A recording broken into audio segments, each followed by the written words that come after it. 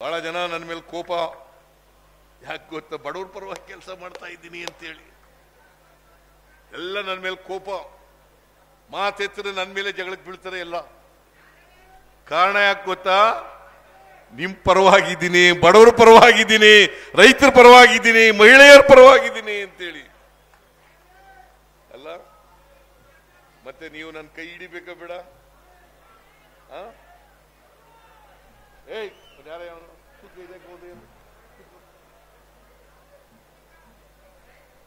ನೀವು ಕೈ ಹಿಡಿಬೇಕಾ ಬೇಡ? ಈ ಚುನಾವಣೆಯಲ್ಲಿ 28 ಗೆದ್ದು ಬಿಡ್ತೀವಿ ಅಂತ ಹೇಳಿ ಬಿಜೆಪಿಯವರು ಜೆಡಿಎಸ್ನವರು ಇಬ್ರು ಹೇಳ್ತಾರೆ. ಇದೇ ದೇವೇಗೌಡರು, ಬಿಜೆಪಿ ಒಂದು ಕೋಮುವಾದಿ ಪಕ್ಷ,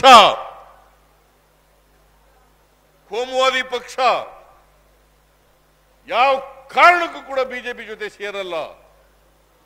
ನಾನೇನಾದ್ರೂ ಮುಂದಿನ ಜನ್ಮ ಅಂತ ಅನ್ನೋದೇನಾದ್ರು ಇದ್ರೆ ಮುಂದಿನ ಜನ್ಮದಲ್ಲಿ ಮುಸ್ಲಿಂ ಆಗಿ ಹುಡ್ತೀನಿ ನಾನು.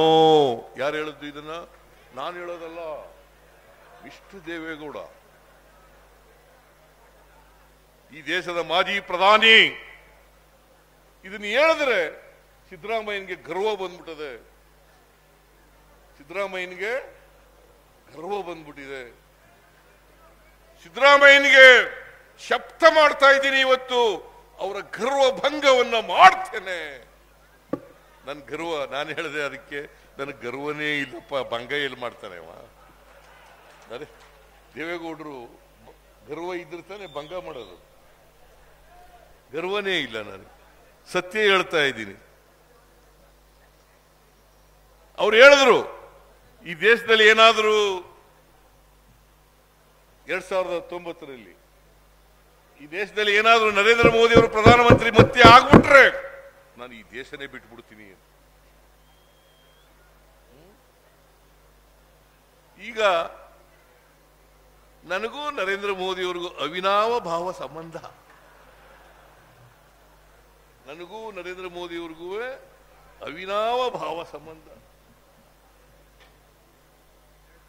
ಏನ್ ಮಾತಾಡ್ತೀವಿ, ಏನ್ ಹೇಳಿರ್ತೀವಿ ಹಿಂದೆ, ಈಗೇನ್ ಮಾಡಬೇಕು, ಈಗೇನು ಯಾವ ರೀತಿ ನಾ ಹೇಳ್ಬೇಕು, ಇದು ಇರ್ಬೇಕಲ್ಲ.